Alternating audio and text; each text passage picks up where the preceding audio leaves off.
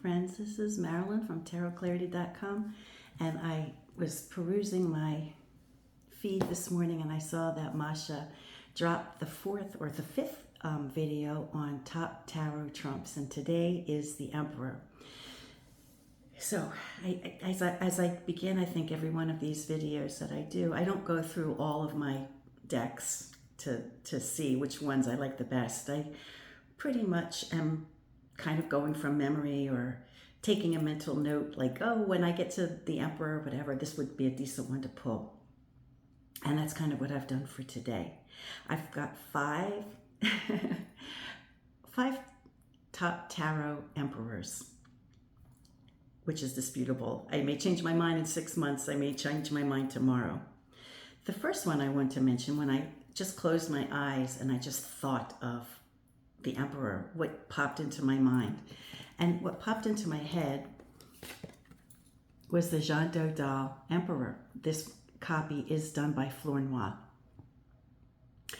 I chose it for a couple of reasons. I do have several copies of Dodal. I have at least 3 or 4 copies of Dodal, but I chose the Flornoy because there's very little controversy regarding it. Choices that were made to clarify the card didn't impede or interfere with the essence of the original card. But when I think of the Emperor, I think of this guy. This is the guy that pops into my mind. So he has what looks like a warrior's, it's a crown, it's a special crown, but it's like a warrior's crown, right? A warrior's helmet kind of crown. And, there's no mistaking that he's in charge. He's got a fine gold chain, perhaps. Maybe it's something different, but I'm translating it in my mind as a gold chain. And he's got the accoutrements of an emperor, somebody who, of somebody who is a warrior, rather, right? Somebody who's in charge, somebody who makes those decisions. And so I chose him as one of my emperors. Another emperor I chose was from the Cherokee Visconti Brambilla. Now, I chose this because in the Brambilla, and this is done by Il Meneghello, in the Brambilla, there are only 2 surviving trump cards, and the Emperor is one of them. I think the other one is the Wheel of Fortune. And this deck is as early as most of the earliest ones from the 1400s, mid-1400s. And we see, I think I like going back to the essence of a card, because essence of a deck, or the essence of the tarot deck, because you get let me start that over again. I like going back to the earlier decks because you get the essence of what it was about and what people of that period of time, how they would have recognized the Emperor. Now here we have somebody who's front-facing, unlike the Dodal or the Noble, which is facing in a different direction. This guy is approachable. You could seek an audience with him. Although he appears to be outdoors, there's no other real sign that he is, because his throne doesn't let us see the background. This guy is a guy of the people, of the land, he's protected. He's the protector. He makes decisions regarding his land and his people. This guy is almost like religious. It was almost when the folks believed that he may not be the Pope, but the kings and the emperors reign through divine right? I think even the Visconti slogan was the right to reign, right? Like they have the right. So it almost looks like almost like a religious kind of guy. Now we have the eagle, and we have the orb with some kind of cross, crucifix, not a crucifix, a cross, I guess, and then we have a staff. He's holding some type of staff. So we have the ingredients, the early ingredients, the eagle, the staff, the orb. We have it here as well. We haven't foregone it at this stage.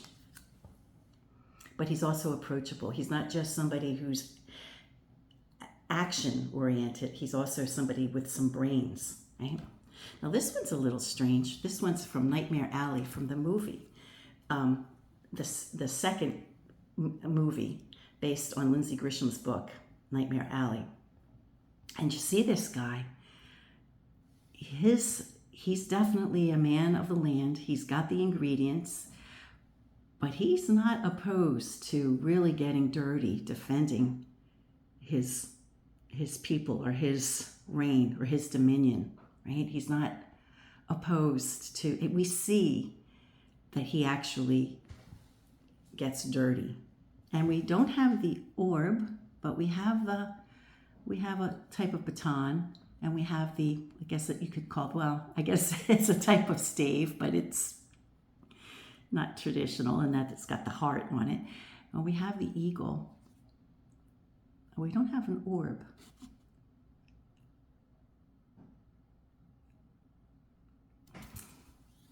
Now this one is kind of quirky. So, but this one is from the Fergus Hall Tarot of the Witches, and the original format that it came out, it was originally called the 007, because it was created, another one created for a movie. Oh, okay, so both of these, I didn't even make the connection in my own mind. Both of these were created for film. And we have a sense, like he's got the earth or a globe or an orb that is like, has divine, again, like the divine right, right? We get a sense of there's a certain amount of divine right. Plus we have, you know, a little bit of a reference to the whole world. He has a big reign. But we don't see the eagle. We don't really see an orb, unless you want to count that as some type of mystical symbol of, it looks more like a sun. But he does have a baton. But this guy, you know, I chose him because he looks almost a little bit like he's got powers, you know?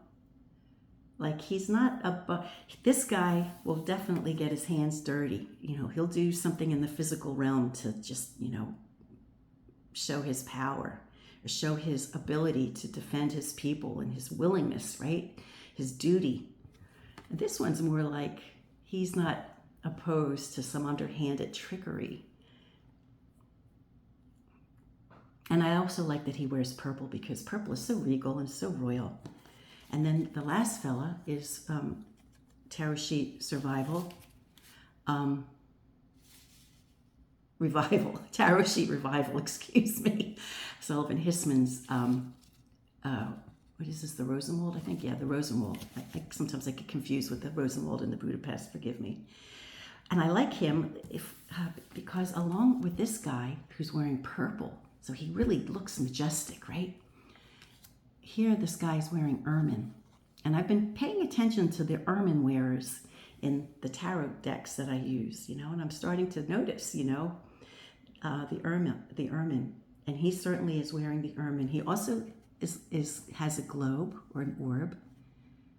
He has a staff. He doesn't have the eagle. But this again would have been a very early like 1500s representation of an emperor for the mass audience, because this would have been a mass-produced deck. So this is what the regular folk who would play cards in a bar, they would readily recognize the emperor just with these attributes. So I guess there are just certain attributes that are required for me in order to get across that the man is in power, or the person is in a position of authority. They have to look regal, or they have to look like they mean business, you know, and to some extent be approachable. And I think sometimes when we have a front-facing emperor or any character that's front-facing, we get a sense of a willingness to listen.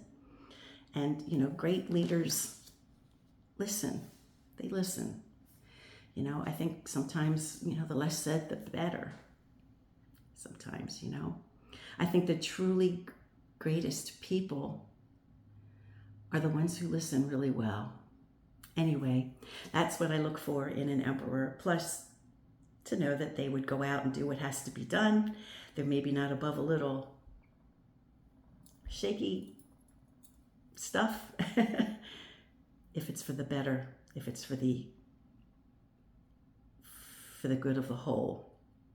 Okay, friends, until next time, peace, stay well, be kind, and do no harm.